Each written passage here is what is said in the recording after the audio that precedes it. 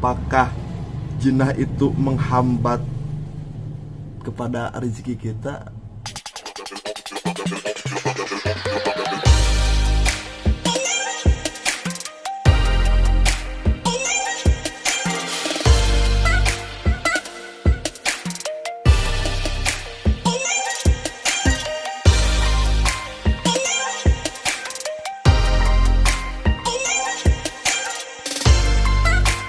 Assalamualaikum warahmatullahi wabarakatuh. Kembali lagi di channel gue, Pian Jabar.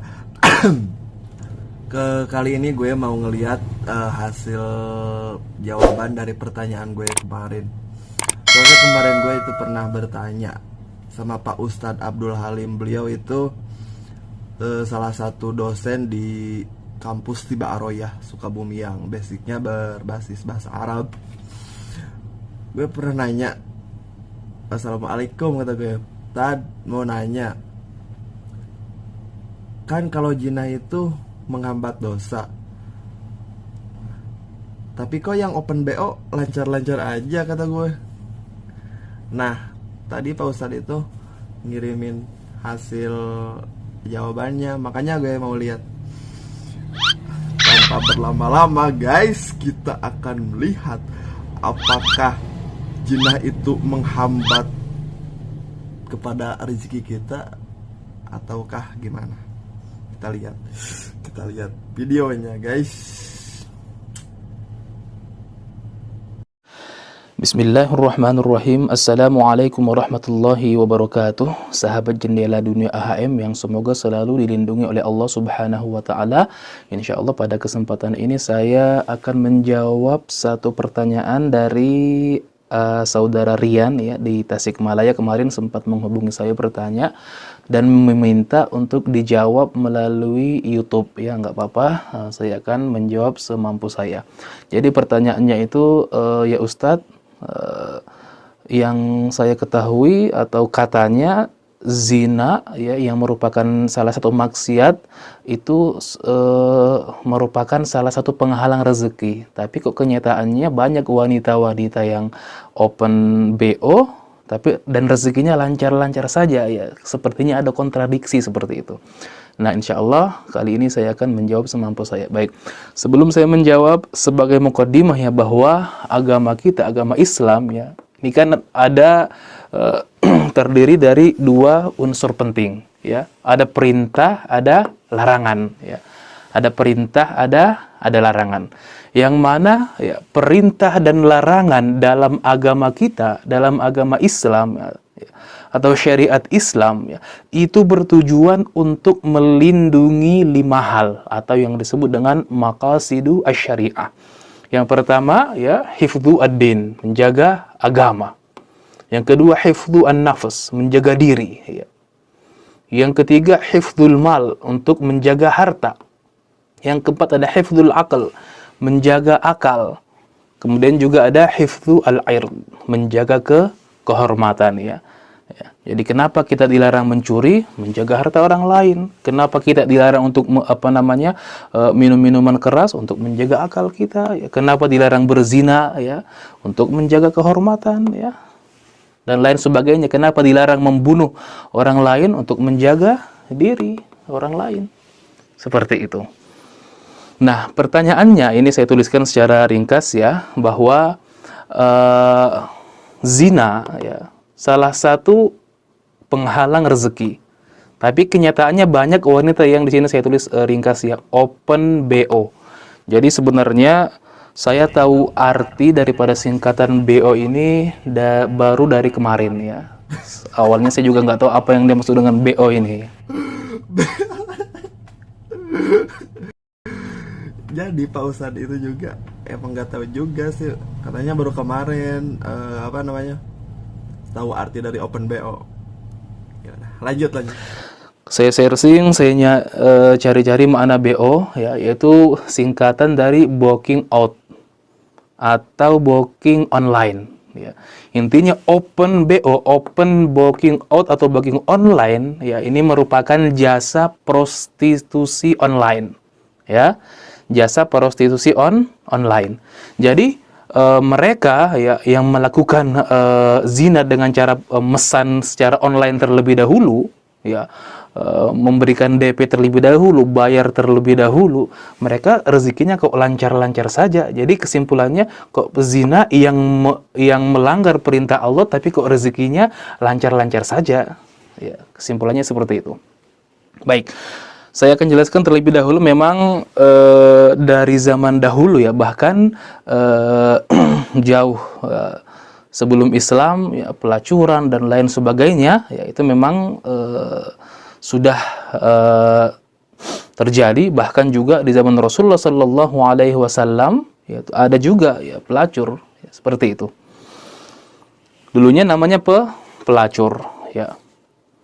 Kemudian beriring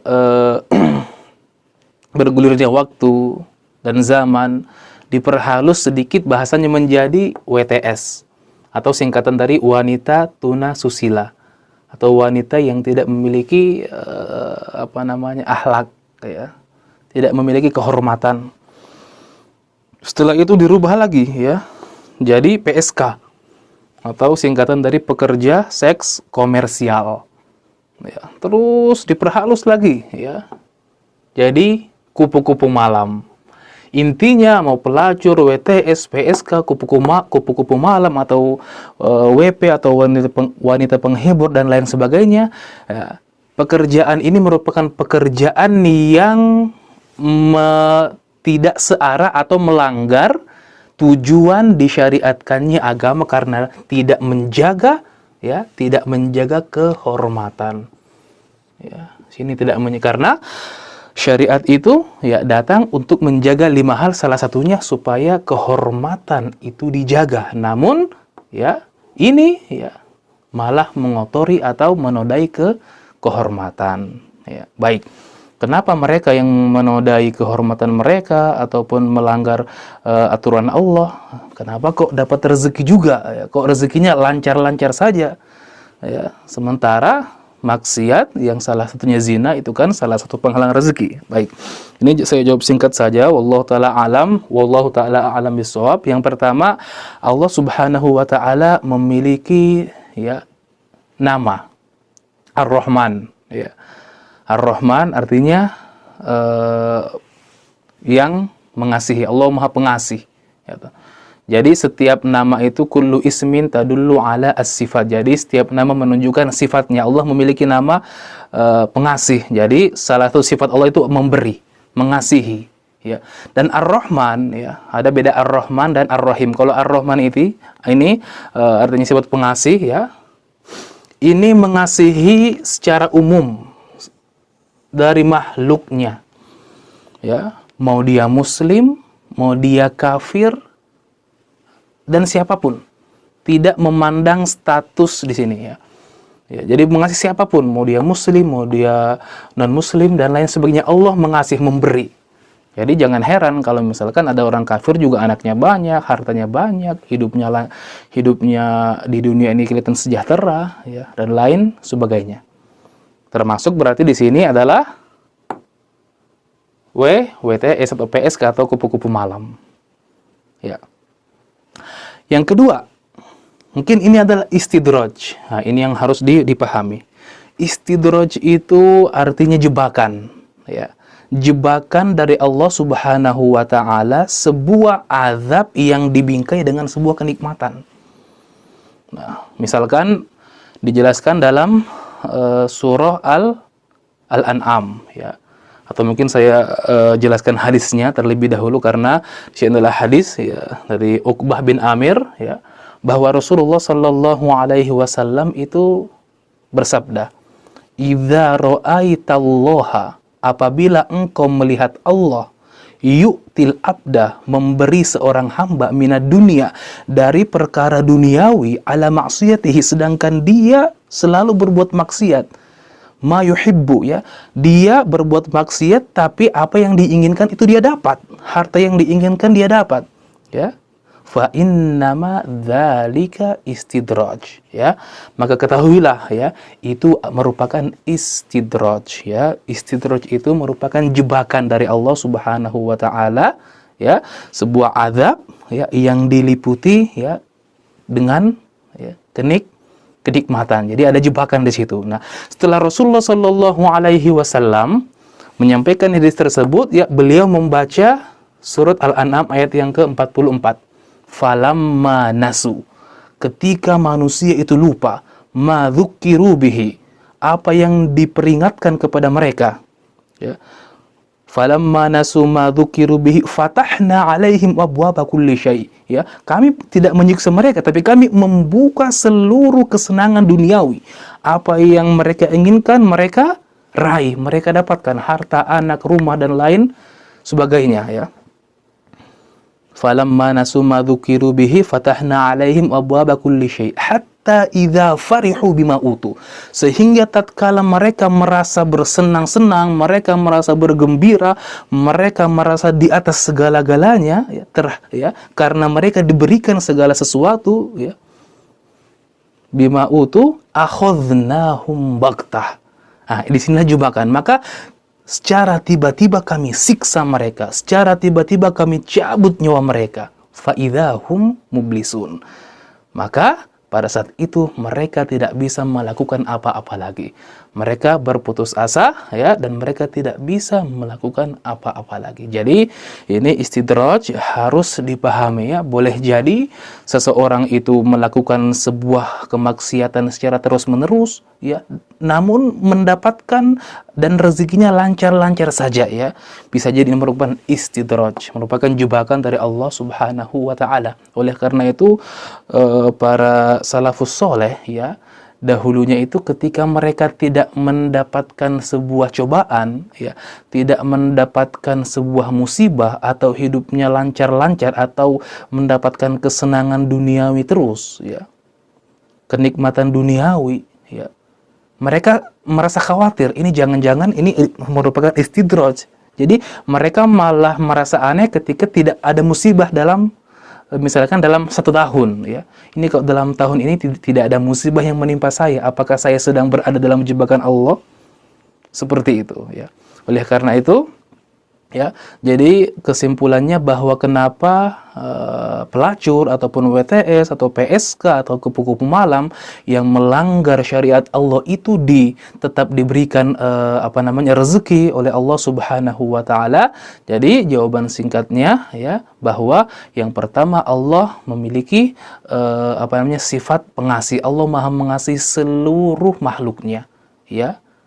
Ya, kalau Ar-Rahman itu secara umum, kalau Ar-Rahim nanti khusus untuk orang-orang yang beriman. Yang kedua, boleh jadi ini merupakan istidraj sebagaimana yang dijelaskan dalam hadis Uqbah bin Amir, ya, ketika kita melihat seseorang selalu melakukan sebuah kemaksiatan namun apa yang dia inginkan dia raih, ya, hartanya banyak, kendaraannya mewah-mewah, ya, lancar-lancar, seluruh rezekinya lancar, ya, dan dia melakukan maksiat terus, ketahuilah bahwa itu, ya, termasuk, ya, bisa jadi termasuk dalam jebakan Allah Subhanahu wa taala. Nanti kalau dia sudah lupa, ya, atau dia sudah terlalu senang dengan apa yang dia miliki, ya, disertai dengan tidak adanya rasa ingin bertaubat, Allah akan mengambil secara tiba-tiba. Allah akan mencabut ajalnya secara tiba-tiba dan dia tidak lagi bisa melakukan apa-apa, ya. Dan tempat akhirnya adalah neraka jahanam. Oleh karena itu, mumpung kita masih diberikan kesempatan, ya, di dunia ini, ya, untuk bisa bertaubat, maka bertaubatlah, ya, karena kalau tidak sekarang kapan lagi, ya. Kita tidak ada jaminan untuk bisa hidup di esok hari, lusa, atau yang hari-hari setelahnya. Ya, mungkin ini yang dapat saya jelaskan. Wallahu ta'ala a'lam bissawab. Wassalamualaikum warahmatullahi wabarakatuh. Nah guys, buat kalian yang penasaran dengan apa yang gue tanyain dan apa yang lo rasain dan sama apa yang satu pikiran, satu frekuensi sama gue, dan itulah jawabannya kenapa orang yang kan jinah itu menghambat rezeki, tapi kok yang open BO lancar-lancar aja gitu, kayak yang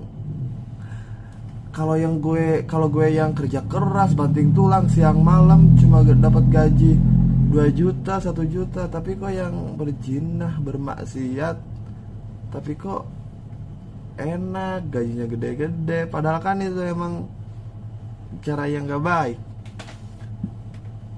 Nah, jawabannya udah dijawab tadi sama Pak Ustadz Abdul Halim. Terima kasih Pak Ustadz Abdul Halim. Buat kalian yang mungkin ada pertanyaan-pertanyaan nyeleneh seperti apa yang aku tanyakan sama Pak Ustadz, boleh komentar di kolom komentar.